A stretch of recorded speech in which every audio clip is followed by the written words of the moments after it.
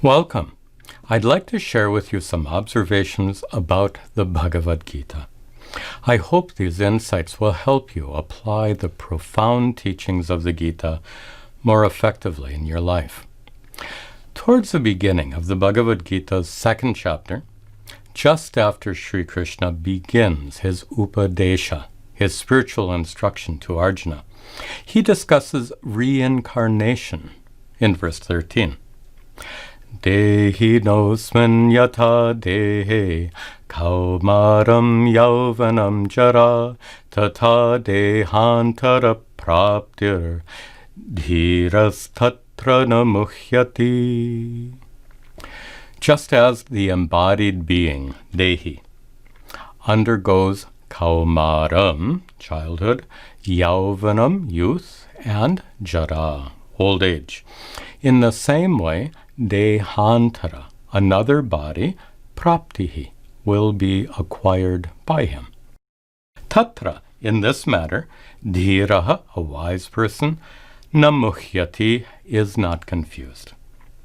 The indwelling being remains unchanged, while the body that it inhabits grows, ages, and eventually dies. After the body dies, the indwelling being gets associated with another body, the particular body destined by the laws of karma. But what exactly is that indwelling being that is said to leave one body and acquire another? What is that transmigrating entity? Who is it that gets reborn? In this verse, Sri Krishna uses the word Dehi, indwelling being, which literally means the one who inhabits a deha, body. In this context, a lot of other words are frequently used. Words like eternal soul, cosmic spirit, and life force. Also, Sanskrit terms like Atma, Jivatma, Purusha, and so on. This proliferation of words can add confusion to a topic that's already difficult. And to make matters worse, each of those words has various meanings and interpretations. For example, the expression cosmic spirit is likely to mean different things to different people. And if you look up the word Atma in a proper Sanskrit dictionary, you'll find more than a dozen meanings. So, if we want to know who and what this indwelling being is, without any kind of confusion, we'll need to be careful and precise about the words we use. We'll also need proper guidance for exploring this topic, and that guidance can be found in our Vedic scriptures, where the wisdom of the ancient rishis was recorded. Let's start our exploration with the word Atma. To understand exactly what the rishis meant by this word, we can turn to a famous verse from the Shvetashvatara Upanishad, which describes Atma as Eko Devaha Sarva Bhuteshu Gudaha. Deva literally means one who shines, or one who is glorious. That's why this word is often used for God. But here, the word Deva refers to the one who shines as consciousness, the consciousness within you, the consciousness that illumines your mind and reveals your thoughts, emotions, and memories. So, this verse says, Ekaha Devaha, there is but one shining consciousness, which is Gudaha, hidden, Sarva Bhuteshu, in all beings. The verse goes on to describe that Atma as Sarva Vyapi, all-pervasive. And Sarva Bhutantaratma, the Antaratma, or the inner self of Sarva Bhuta, all beings. Putting this all together, the Upanishad defines Atma as the one all-pervasive consciousness that is the inner self which dwells in all beings. Now, we seem to have a problem. If Atma is one, and the same Atma dwells in all beings, how can it be the one who reincarnates? In order to be the one who travels, it should be associated only with the particular body which it leaves at the time of death. It can't be the inner self of all beings. And there's another problem. If Atma is all-pervasive, it's everywhere. And if Atma is everywhere, how can it travel? It's already there. All this goes to show that the rishis did not use the word Atma to refer to the entity that leaves the body at death and travels on to a new one. They used the word Atma to mean the one all-pervasive consciousness that dwells in all beings. Unfortunately, this word is subject to a lot of confusion, because in Hindi and other Indian languages, the word Atma is often used to refer to that transmigrating entity instead of the one all-pervasive consciousness. In this presentation, we'll stick to the meaning used by the rishis. Now, if Atma is not the transmigrating entity, then who or what is it that travels? The English word soul is often used in this context. We can loosely say that it's the soul that travels.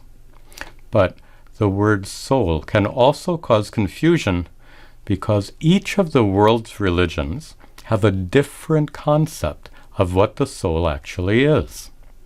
So, for the sake of clarity, we'll avoid that English word altogether and use a more precise Sanskrit term instead. The term used in Vedanta is Sukshma Sharira, the subtle body, which is differentiated from the Sthula Sharira, the physical body. Sukshma means subtle, which describes that which is not physical, not tangible, that which can't be seen, heard, tasted, smelled, or touched. For example, a flower is sthula, physical, but the happiness you feel when you see a beautiful flower is sukshma. Your brain is sthula, but your mind, your thoughts, memories, and emotions are sukshma. Your mind is not a physical object. Your brain weighs about 2.5 pounds. But how much do your thoughts, emotions, and memories weigh? They exist, but not as physical objects. They are subtle, non-physical objects, and they're part of your subtle body, your Sukshma Sharira. Your Sukshma Sharira inhabits your physical body and endows it with life and sentiency. Without a Sukshma Sharira, your Sthula Sharira would be a lifeless corpse. And just as your Sthula Sharira has parts, like arms and legs, your Sukshma Sharira also has parts. A dead body has no prana, no life force. Therefore, prana is considered part of the Sukshma Sharira. A dead body can't walk or talk. Therefore, the powers of walking and talking are considered part of the Sukshma Sharira. A dead body can't see, hear, taste, touch, or smell, so the 5 senses are also considered part of the Sukshma Sharira. Finally, a dead body can't think, remember, or feel emotions, so these mental faculties are also part of the Sukshma Sharira. All of these faculties together are said to comprise the Sukshma Sharira. And it is this Sukshma Sharira that leaves the physical body at the time of death and travels on to acquire a new one. Atma doesn't travel. The Sukshma Sharira does. In chapter 15 of the Bhagavad Gita, Sri Krishna describes the Sukshma Sharira's travel in verse 8. Shariram yaravapnoti yachapyutkramati shwaraha grahitvaitani sanyati vayurgandhani vashayata. Here, the Sukshma Sharira is referred to as Ishvara, Lord, because it is Lord of the body. Like a king rules over his palace, the Sukshma Sharira rules over the physical body. The Sukshma Sharira, according to Sri Krishna, avapnoti, pervades Shariram, the physical body. Then, at the time of death, utkramati, it leaves the physical body, grahitva etani, taking along with it all of its parts, like prana, mind, and senses. Finally, samyati, it travels on to acquire another body. A lovely image is also given here. The Sukshma Sharira's travel is like gandhan, fragrance, which is blown by vayuhu, the wind, ashayat, from its source, from a flower, for instance. In this verse, Sri Krishna beautifully describes the Sukshma Sharira as the transmigrating entity.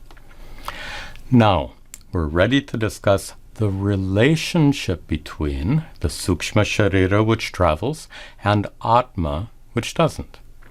We can take advantage of a brilliant Vedantic metaphor, or drishtanta, that is traditionally used to explain this relationship. In this metaphor, the sun shining down on the vast landscape represents Atma, the one shining consciousness that pervades all. The wooden bucket represents the physical body, Sthula Sharira, and the water in the bucket represents the Sukshma Sharira. The bucket is able to reflect the sun because it's filled with water. That describes how a physical body has life and sentiency because of the Sukshma Sharira dwelling within it. The Sukshma Sharira within the body reflects the one all-pervasive consciousness, just like the water in the bucket reflects the sun. In several buckets, you'll see several reflections of the sun, even though there is only one sun in the sky. In the same way, we observe that there are many conscious beings in the world, even though there is but one source of consciousness, which is Atma. The one sun is reflected in many buckets, and the one shining, all-pervasive consciousness is manifest in many conscious beings. We can restate this with familiar Sanskrit terms and say there is but one Paramatma, one supreme or universal consciousness, whereas there are many Jivatmas, many individual conscious beings. Notice that it's the presence of water in each bucket that allows it to reflect the sun. In the same way, it's the presence of your Sukshma Sharira that allows you to enjoy sentiency and experience the world around you. As long as your Sukshma Sharira continues to dwell in your physical body, you'll continue to experience the world. And when your Sukshma Sharira leaves your physical body, your experience of this life will come to an end. Now, to understand reincarnation a little better, we can extend this metaphor. Suppose one of those buckets is 85 years old. The wood is rotting, and several leaks have already been plugged up so that the bucket can continue to hold water. That's like doctors plugging up the leaks in our bodies, so to speak, using various medical procedures to keep us alive. Eventually, the old bucket will leak so badly that it's impossible to prevent the water from draining out. This, obviously, represents death. When a bucket is empty, it no longer reflects the sun. There's just an empty bucket. In the same way, when the Sukshma Sharira leaves a physical body, the reflection or manifestation of consciousness comes to an end, and the body no longer enjoys sentiency. There's just a dead body. Now, it's time for a riddle, like a Zen koan. Does the sun shine on an empty bucket? The answer, of course, is yes. The sun shines on an empty bucket, but the sun is no longer reflected by it. So, if we ask, is the one all-pervasive consciousness, known as Atma, present in a dead body? The answer, most certainly, is yes. Consciousness is all-pervasive. How can you keep it out of a dead body? But even though it's present in a dead body, consciousness is no longer manifest or reflected there due to the absence of the Sukshma Sharira. Now, we can extend this metaphor even further. Suppose the water that leaked out of the 85-year-old bucket is collected and poured into a new bucket, a tiny little baby bucket. Then we'll see a new reflection of the sun in the baby bucket. I suppose this represents the birth of a son, if you'll forgive the pun. When you see that one reflected sun has disappeared from the old bucket and a new reflected sun has appeared in the baby bucket, you might wrongly assume that the sun has traveled from the old bucket to the new bucket, when it's actually the water that has traveled. In the same way, many people wrongly assume that Atma travels from one body to the next, when it's actually the Sukshma Sharira that travels. In addition to the traditional metaphor we've just used, there's a clever modern metaphor that you might find helpful. Your desktop computer has hardware and software, and so do you. The computer's hardware represents your Sthula Sharira, your physical body, and the computer's software represents your Sukshma Sharira. If you look inside your computer, you'll see the power supply unit in a corner. In this metaphor, that power supply represents your heart. You'll also see a tangle of assorted wires that represent your veins, arteries, and nerves. And you'll find the main CPU chip hidden beneath its cooling fins. Obviously, the CPU chip represents your brain. Inside the computer chassis, you'll also find the hard disk, the memory unit that contains all your computer's software. That hard disk weighs about a pound and might be able to store 20 gigabytes of software in its memory. Now, if you were to completely erase all the software from that hard disk, would it weigh less? And if you were to store more software on that hard disk, filling it up to its 20 gigabyte capacity, would it weigh more? This metaphor accurately describes the distinction between Sthula and Sukshma, physical and non-physical. The hard disk is physical hardware, like any part of your physical body. But the software is not physical. It's subtle, like your Sukshma Sharira.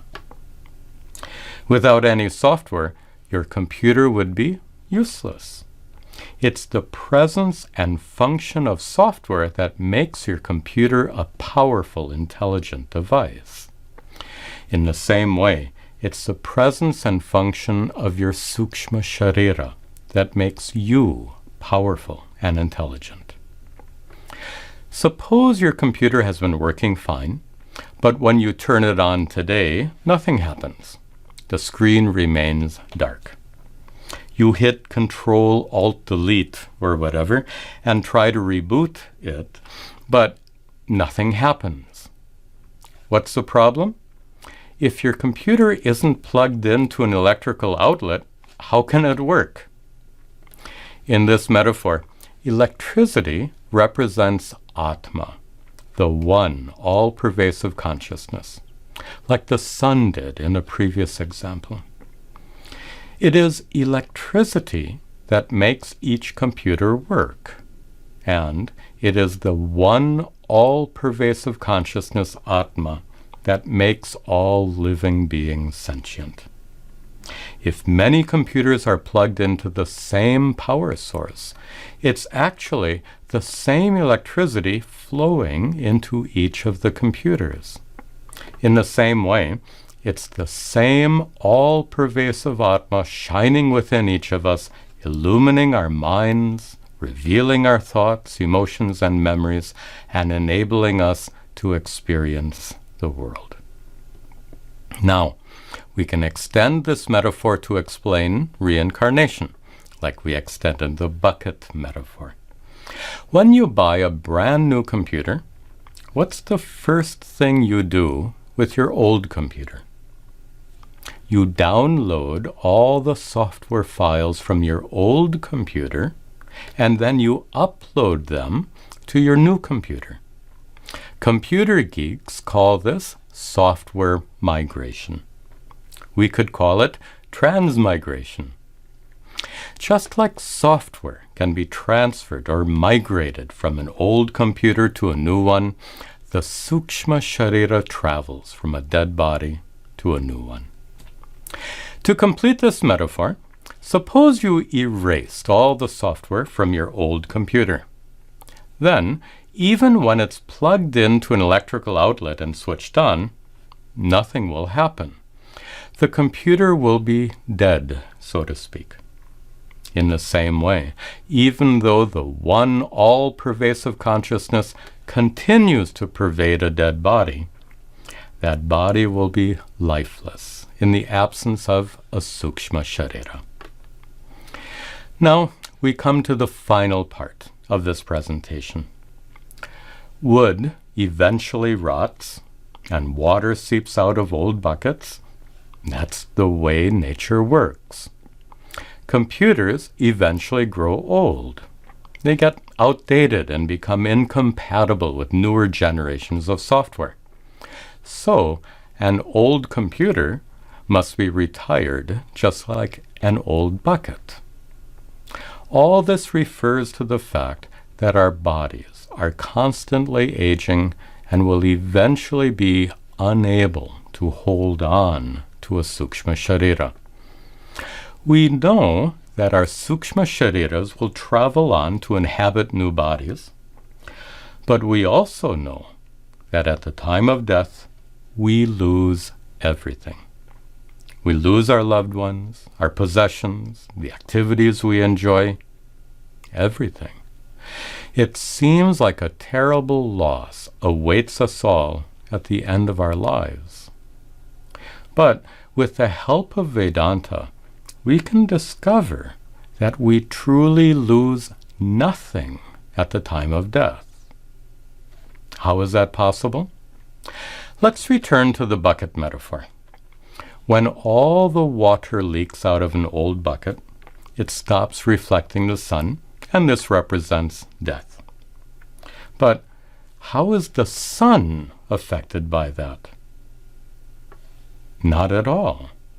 The sun just goes on shining as the bucket decays, as it leaks, when it's empty, and when its water is poured into a new baby bucket. the sun remains unchanged throughout. As we saw before, the sun represents the one all-pervasive consciousness, Atma.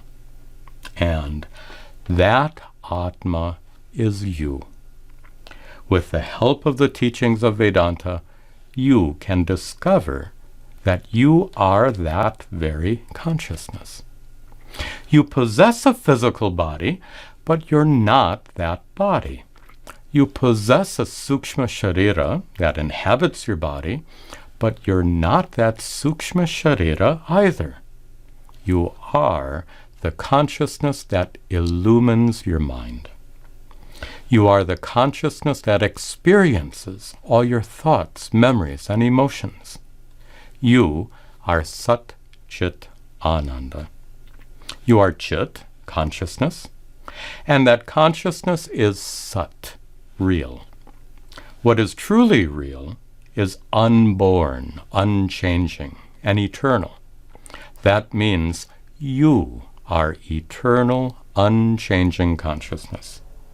And that eternal consciousness is Ananda. It is full, complete, perfect, limitless. These teachings are amongst the greatest discoveries of the ancient rishis. Unfortunately, due to ignorance, we usually identify ourselves with our bodies and minds, more specifically with our sthula and sukshma shariras. And this erroneous identification turns out to be the root of all suffering. The teachings of Vedanta demonstrate this clearly. Fortunately, we can put an end to suffering by destroying that false identification. We can use the teachings of Vedanta as a guide to look within ourselves in a process of self-inquiry. And that process of self-inquiry can lead to a personal, direct discovery of what the ancient rishis discovered. That discovery is moksha, freedom, liberation. Moksha is not merely freedom from rebirth. Moksha is also freedom from ignorance, freedom from false identification, and freedom from the suffering caused by our ignorance and false identification. Om Sarve Bhavantu Sukhinah Sarve Santu Niramayah Sarve Bhadrani Pashyantu Ma Kaschid Dukkha Bhag Bhavet Asato Ma Satgamaya Tamaso Ma Jyotirgamaya Mrityorma Amritangamaya Om Shanti Shanti Shanti.